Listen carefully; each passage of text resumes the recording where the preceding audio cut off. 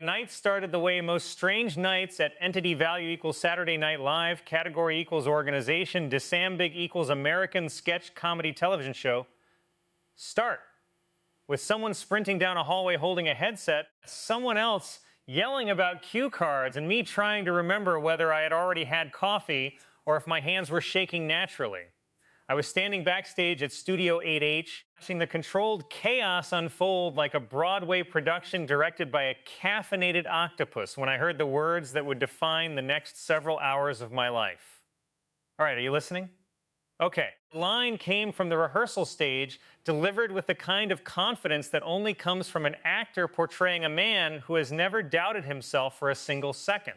I leaned around a lighting rig and saw the cold open taking shape.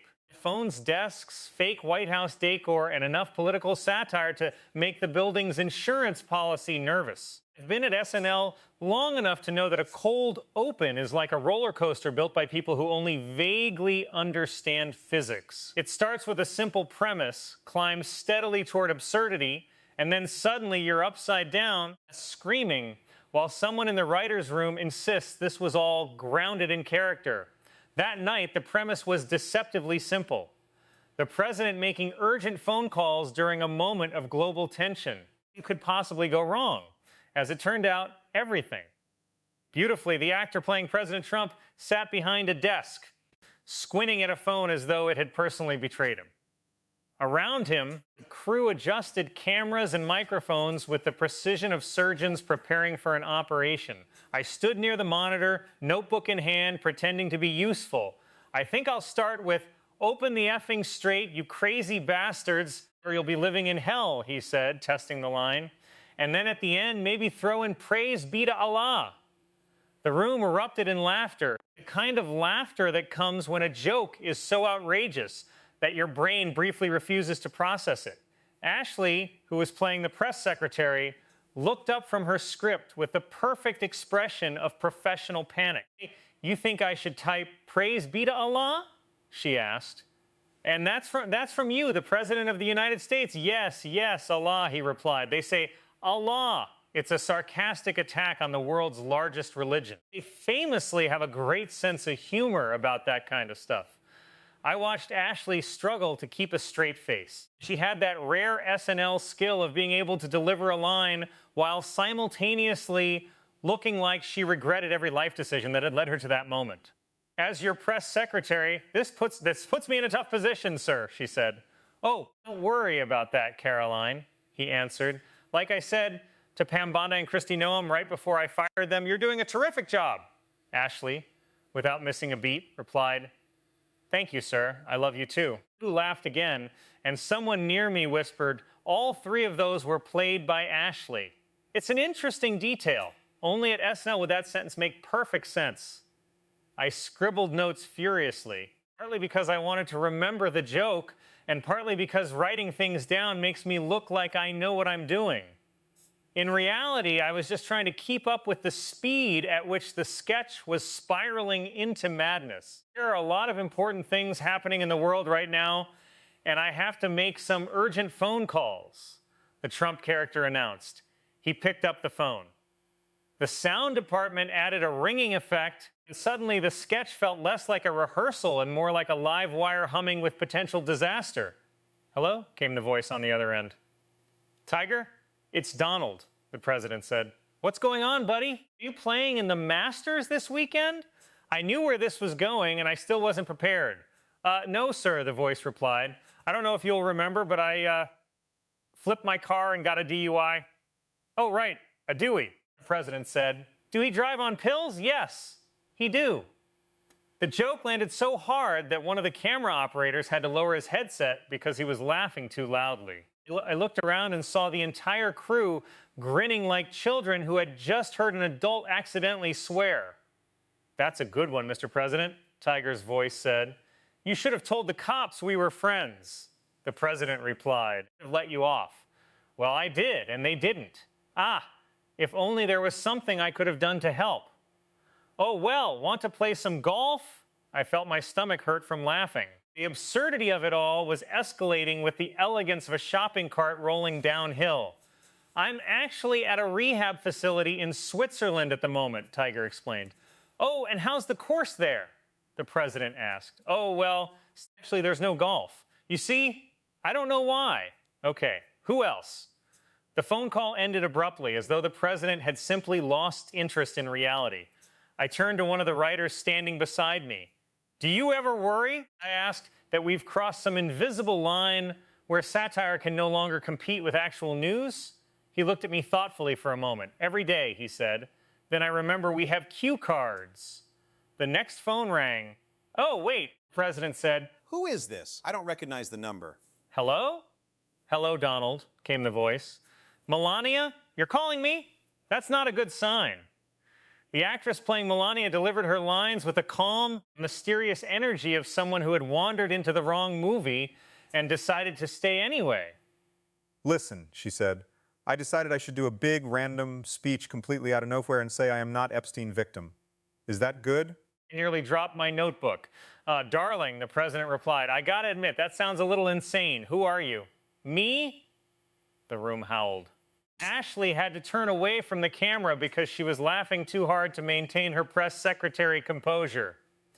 Well, it's not just Epstein, Melania continued. I thought I could also say I, Melania Trump, in no way helped out the Gilgo Beach serial killer. That way, no one is suspicious. Darling, I think that's going to make everyone way more suspicious. Okay. What if I announce I barely partied with Didi? Would that help? You know, Melania, I'd really love to talk more, but I have a meeting with Ronald Reagan. The call ended, and for a brief moment, the stage fell silent, except for the rustling of scripts and the distant sound of someone arguing about prop placement. I leaned against the wall, catching my breath. This was the strange magic of SNL. A room full of adults spending hours constructing a fictional world where the president casually called Tiger Woods, misunderstood rehab facilities, and dodged conversations with Melania by claiming to have a meeting with Ronald Reagan. And somehow it felt perfectly normal. The Trump character looked around the stage, pretending to search his memory. Let's see, he said. Anything else I'm forgetting? There's got to be something. Oh, right, the war. At that exact moment, opening chords of Star by Smash Mouth blasted through the speakers. Hey, now, you're an all-star. Get your game on. Go play. What? The president shouted. I stared at the monitor in disbelief. Somewhere in the writer's room, a person had looked at a geopolitical conflict and decided the appropriate soundtrack was a late 1990s pop anthem. That person deserved both an Emmy and immediate supervision. Pete, it's President Trump, the actor said into the phone. What's up? The voice on the other end responded with equal enthusiasm. What's up? Remember that in the 90s, I could feel the sketch accelerating toward a level of absurdity that would require its own air traffic controller. Sorry, Mr. President, Pete said. I didn't know it was you. It just said unknown caller, so I figured I'd just answer and say a couple military secrets. The room exploded again. That's wonderful, the president replied. That's great. So, that's the latest on that whole thing we're doing in Iran. I watched the actor playing Pete Hegseth straighten up, preparing to deliver what I suspected would be one of the most ridiculous monologues of the night. Well, rest assured, sir. He began. Iran is as obliterated as me every Saturday night, allegedly. The crew lost it. I closed my notebook and looked around Studio 8H, taking in the lights, the cameras, the actors who were all somehow keeping this train on the tracks. We were only halfway through rehearsal, and already I knew this cold open would be one of those sketches people talked about in the hallway for weeks. The kind of sketch where every line felt like it had been pulled from a fever dream and polished by professionals. And the best part, we hadn't even reached the purple nurples yet. At the time Pete Hegseth's character announced that Iran was as obliterated as me every Saturday night, allegedly, the rehearsal room had reached that dangerous level of laughter where people stop making actual sounds and just bend over silently, clutching nearby furniture for support. I was one of those people. I had wedged myself between a camera operator and a prop table, notebook forgotten, watching the sketch unfold with the awe of a man who realizes he is witnessing a very specific kind of artistic insanity. The actor playing Pete had committed so fully to the role that I briefly wondered if the Pentagon had accidentally sent us an actual briefing.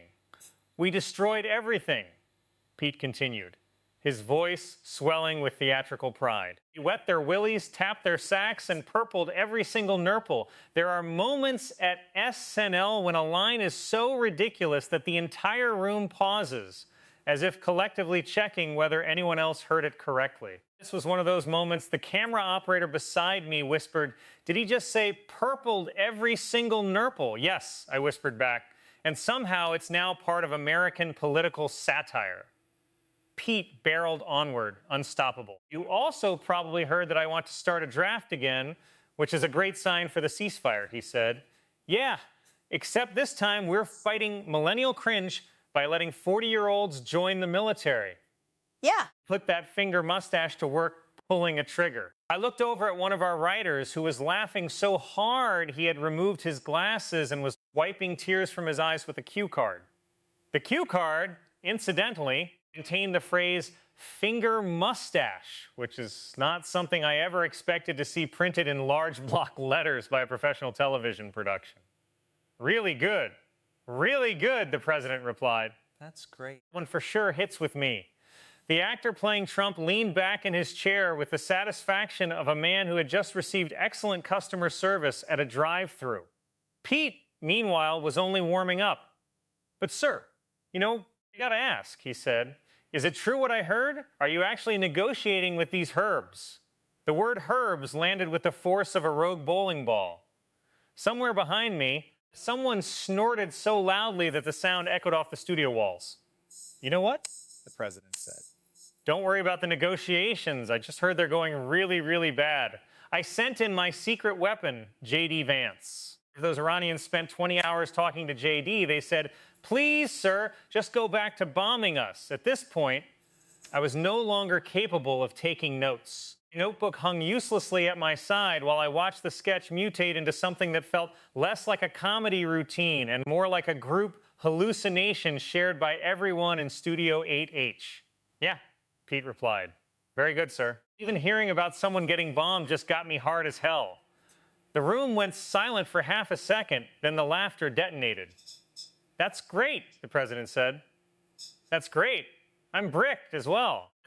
I have worked at SNL long enough to understand that comedy is a delicate balance of timing, surprise, and the willingness to say things that would get you removed from a Thanksgiving dinner.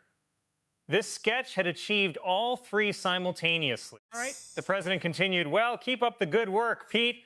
And hey, if you think of a good reason why we went to war, could you let me know?" Pete paused, as though genuinely considering the question. "Well, you know, honestly, sir," he said, "if I were you, I'd probably just tell them, we did it all for the Nukie." "What? The Nukie? Come on. So we can take that oil and stick it in our cars. Stick it in our cars. Cars. Stick it in our cars. Cars, $7 a gallon. Hegseth out."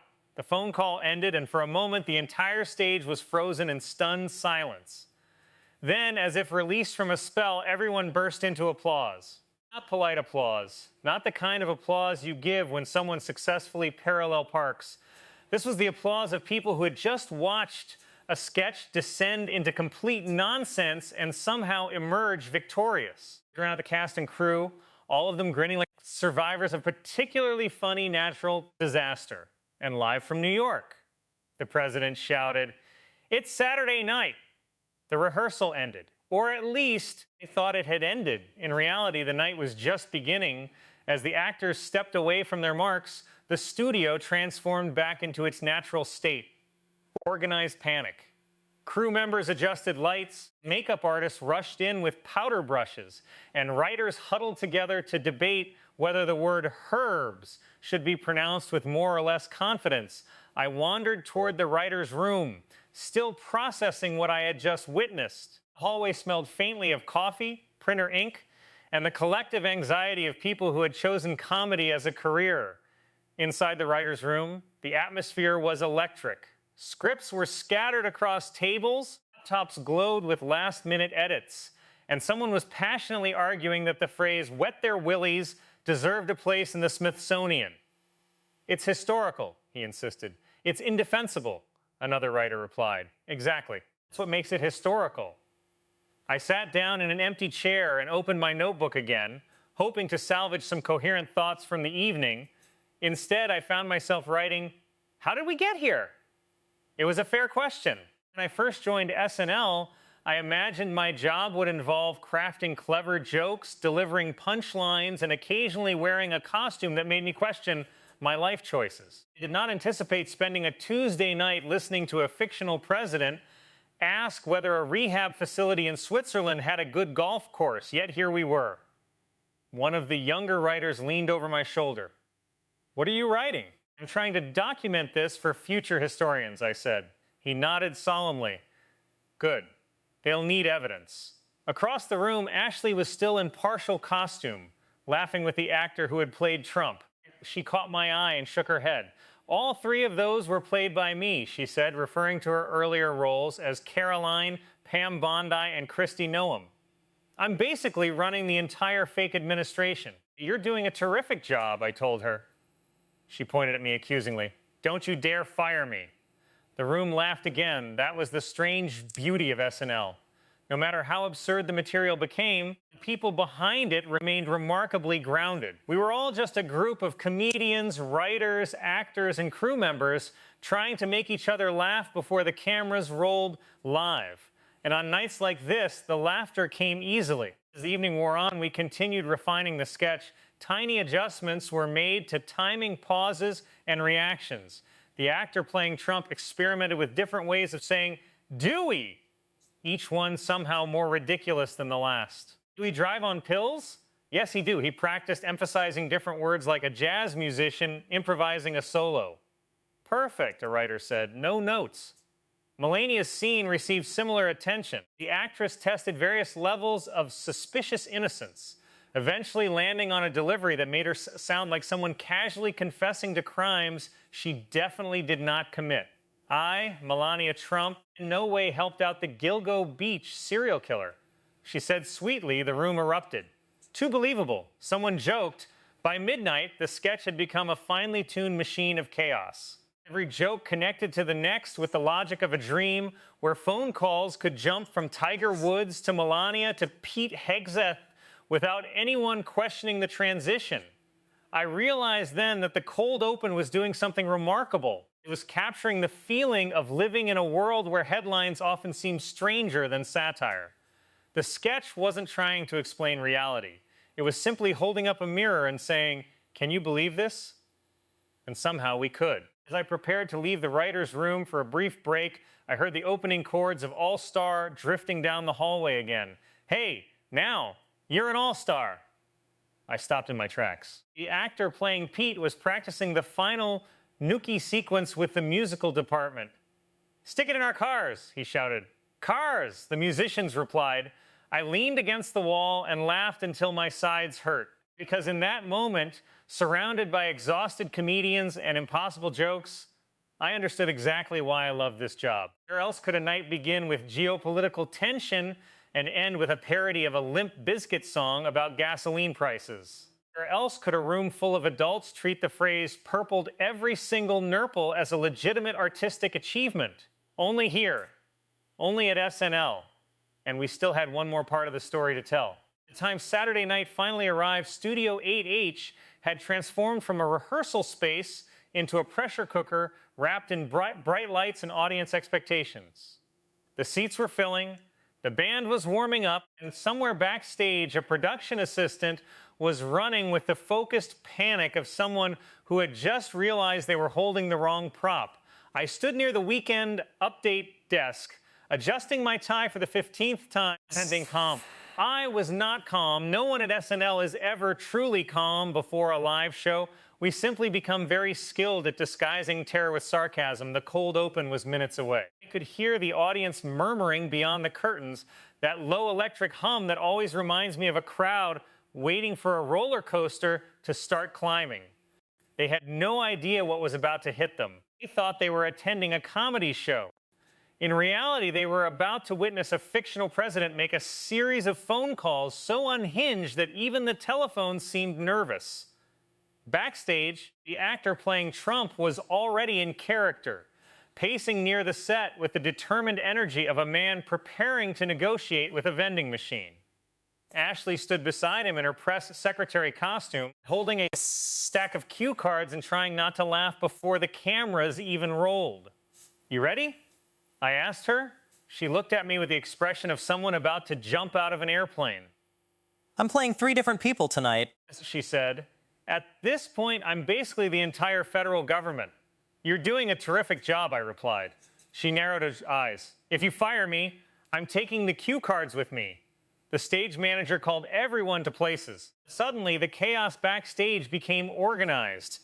Actors moved to their marks, cameras locked into position, and the crew fell into that miraculous silence that only exists seconds before live television begins. Watch from the monitor as the opening shot appeared. The fake White House office, the desk, the phones, the carefully arranged illusion of presidential authority. Then the actor playing Trump looked into the camera and said, "All right, are you listening?" Okay, the audience laughed immediately. It was the kind of laugh that tells you they're ready. Ready to follow you anywhere, no matter how ridiculous the journey becomes. I think I'll start with, "Open the effing straight, you crazy bastards, or you'll be living in hell," he said. And then at the end, maybe throw in "Praise be to Allah." The audience erupted. Ashley stepped into frame, perfectly composed. "You think I should type "Praise be to Allah"? That's from you, the President of the United States?" "Yes, yes, Allah," he replied. They say Allah. It's a sarcastic attack on the world's largest religion. They famously have a great sense of humor about that kind of stuff. I could hear laughter rolling through the studio like thunder. Backstage, writers were already exchanging hopeful glances. The sketch was landing. As your press secretary, "This puts me in a tough position, sir," Ashley said. "Oh, don't worry about that, Caroline," he answered. "Like I said to Pam Bondi and Kristi Noem right before I fired them, you're doing a terrific job." "Thank you, sir. I love you too." The audience roared. From my position near the monitor, I could see Ashley's shoulders shake ever so slightly as she fought to keep a straight face. It was one of the great joys of live comedy. Watching professionals dance on the edge of breaking character while somehow staying perfectly in control. All 3 of those were played by Ashley, the narrator's voice added. It's an interesting detail. The audience laughed again, appreciating the absurd meta-commentary. "There are a lot of important things happening in the world right now," the president announced, "and I have to make some urgent phone calls." The first phone rang. "Hello? Tiger?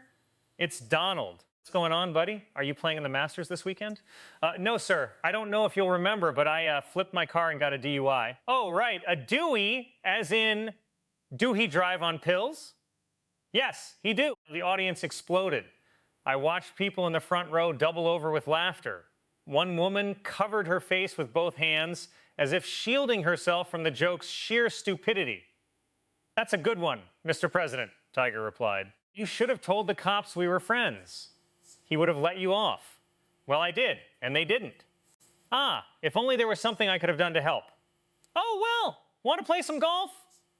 The timing was flawless. The audience barely had time to recover before the next punchline arrived. "I'm actually at a rehab facility in Switzerland at the moment." "Oh, and how's the course there?" Even backstage, where we had heard the joke dozens of times during rehearsal, people were laughing again. That's when you know a sketch is working. When the crew laughs at the same line for the 10th time as hard as they did the first. Melania call followed, and the audience leaned in with delighted anticipation. "Hello, Donald. Melania, you're calling me? That's not a good sign. Listen, I decided I should do a big speech completely out of nowhere and say I am not Epstein victim." is that good? The studio shook with laughter. "Ah, darling, I gotta admit, that sounds a little insane." "Who are you?" Me? Well, it's not just Epstein. I thought I could also say I, Melania Trump, in no way helped out the Gilgo Beach serial killer. That way, no one is suspicious. "Darling, I think that's going to make everyone way more suspicious." The actress playing Melania delivered each line with such serene confidence that the absurdity became even funnier. She sounded like someone calmly announcing she had absolutely not hidden a giraffe in the basement. Okay. If I announce I barely partied with Diddy, would that help? You know, Melania, I'd really love to talk more, but I have a meeting with Ronald Reagan. The audience howled.